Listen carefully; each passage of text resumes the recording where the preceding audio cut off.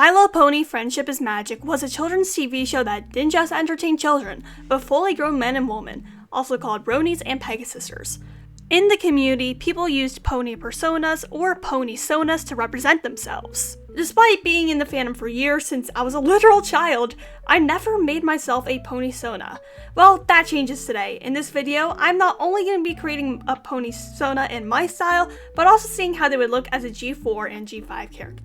But before we get started, if you are new to this channel, please think about subscribing. I regularly post animal fiction content, so you'll never be bored.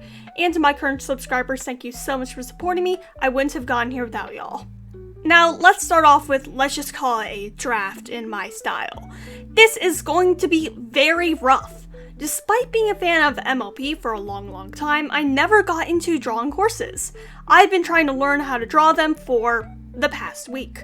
So let's see how my work pays off. Part of what makes horses so difficult to draw for me is the mane. I struggle to draw human hair, and thus I struggle to draw manes, which can be just as complex. For my Sona's mane, I wanted to make it look as curly as my hair texture, but not as curly as Pinkie Pie's. This style looks more wavy than curly, but I still ended up liking it. When it comes to the color palette, I decided to rip it directly from my Sona petals. Next up, I needed to decide what pony race she should be. I thought of choosing an earth pony just to be different because you never see earth ponies, but I'm just not an earth pony. Then I ruled out Pegasus because I cry whenever I go downhill too fast on a bike. I would cry when flying too fast as well. So that left me with just unicorns. Finally, it's time for the most important part of any pony design, the cutie mark. As you can see, my first attempt of 4 hearts facing each other ended up looking like a certain social media site's logo. I mean, my name is already 3 letters away from being called the same thing as that site, but still. I came up with a few other logos with a heart and paw design, then I tried experimenting with pens and pencils and other creative tools. Eventually, I settled on a paw with stars replacing the toes because I love space themes. Cutie marks with stars also often represent strong magic, such as Twilight Sparkle and Starlight Glimmer. Last but not least, what is a character without a name?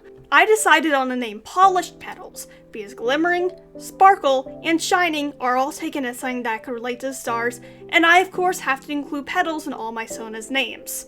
And here's the final result. I think that it's passable as a horse. Now, it's time to take that unpolished art and remake it in the G4 style. G4 was actually not my introduction to MLP. I was introduced to MLP through the G3 storybook, Belle the Ball, when I was very young. But it wasn't until I was older that G4 released, and I was able to seek out the fandom surrounding it and seek out MLP content on my own.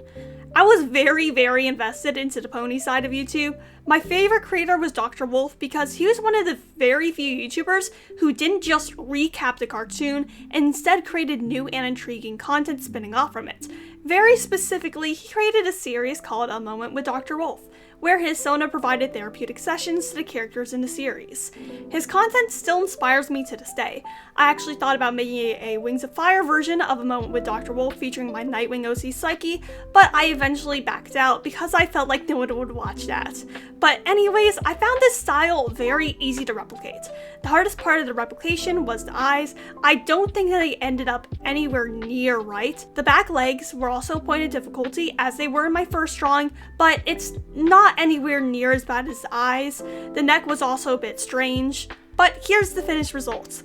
While I don't think it is bad for a first attempt at replicating the style, I feel like if I went with a thinner line width, then it would look at least twice as good.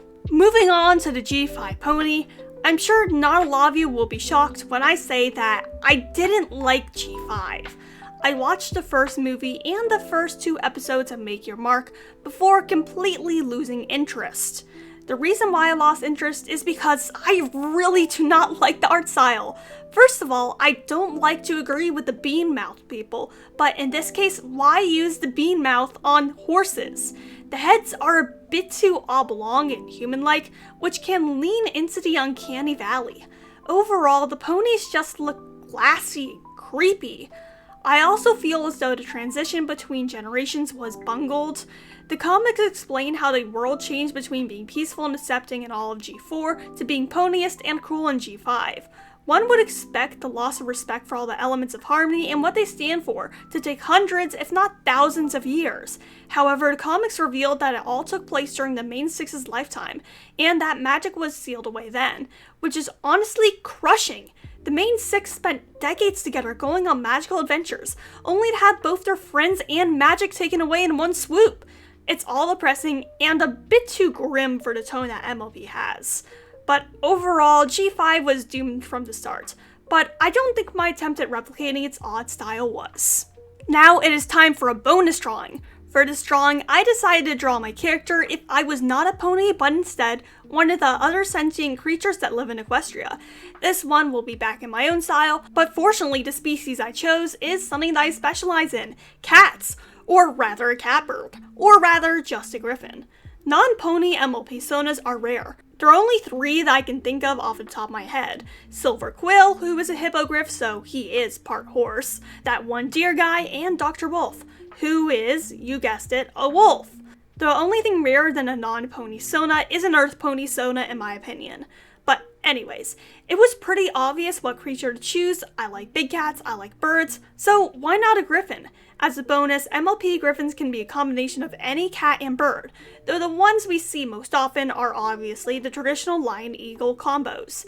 I've given a lot of thought to what combo I would be because I actually have an animal fiction concept centered around griffins that I've been playing around with for the past 2 years, and I even have a wiki on it, plus a diagram of plate tectonics for the world that they live in, and also ocean currents so I can map the ecosystems better. But anyways, again, the cat part is obviously snow leopard, as my first Sona is a snow leopard, and for the bird part I chose snowy owl because I love the Guardians of Ga'Hoole and I feel like a snow leopard and a snowy owl fit together well. There are a few choices I made to make my Griffin Sona look more MLP-like, even if it is in my own style.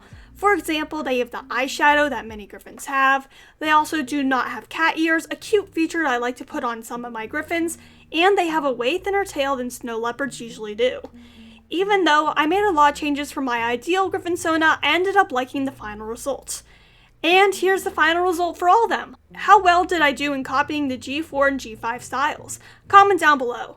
If you like this video, feel free to subscribe. I make animal fiction centered videos pretty often and your support would mean a lot to me. And to those who are already subscribed, thank you for your continued support. I wouldn't have gotten here without y'all. Peace, Rogan out.